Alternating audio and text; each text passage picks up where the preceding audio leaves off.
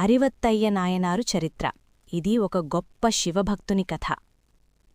63 మంది నాయనార్ల భక్తిభావం ఒక్కొక్కరిది ఒక్కో విధం. దైవానికి పెట్టాల్సిన ఆహారం నేలపాలైతే ఇక ఆ ప్రాణమెందుకని భావించిన అద్భుత భక్తుడు అరివత్తయ్య నాయనారు. ఈయన అసలు పేరు తాయనార్. చేతిలో అరివాల్ అంటే కొడవలి పట్టుకొని ఉంటాడు కాబట్టి ఈయనకు అరివత్తయ్య అని పేరొచ్చింది. తమిళనాడులోని కన్నమంగళం అనే ఊర్లో ఈయన జన్మించారు. గొప్ప ధనవంతుడు, వ్యవసాయదారుడు. ఈయనకు ఒక కఠినమైన నియమం ఉండేది. ప్రతిరోజూ శివునికి మంచి శ్రేష్టమైన ఎర్రబియ్యం అన్నం, ఆకుకూరలు మరియు మామిడికాయ ఊరగాయ నైవేద్యంగా పెట్టేవాడు. శివుడు ఆరగించిన తర్వాతే తాను తినేవాడు. శివుని పరీక్షలో భాగంగా తాయనార్ తన ఆస్తినంతా కోల్పోయాడు. కటిక పేదరికంగా మారాడు. అయినా తన నియమాన్ని వదల్లేదు. పొలాల్లో కూలిపనికి వెళ్లేవాడు.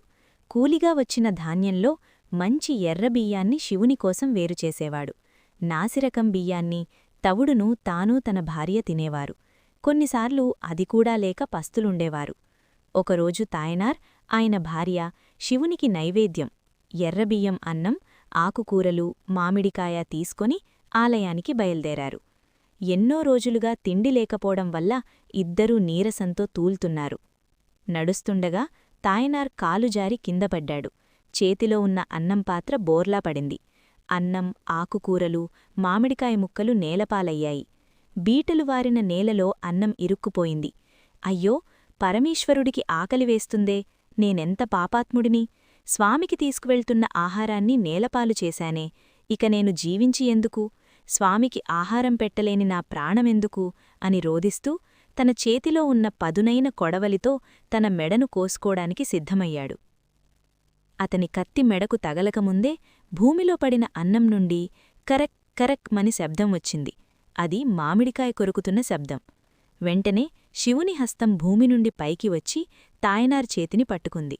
తాయనార్, ఆగు, నీ భక్తికి మెచ్చాను. నువ్వు కింద పడవేసినా సరే నీ ప్రేమతో అది నాకు అందింది, నేను ఆరగించాను అని అశరీరవాణి పలికింది.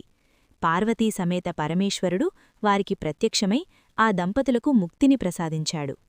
నీతి: భగవంతుడు మనం సమర్పించే వస్తువును కాదు, మన భక్తిని చూస్తాడు. కటిక పేదరికంలోనూ ఆకలితో అలమటిస్తున్నా తన నియమాన్ని తప్పని అరివత్తయ్య నిష్ఠ అందరికీ ఆదర్శం. ఈ కథ మీకు నచ్చితే ఓం నమఃశివాయ అని కమెంట్ చేయండి. ఇలాంటి మరిన్ని భక్తి కథల కోసం మన ఛానల్ను సబ్స్క్రైబ్ చేయండి.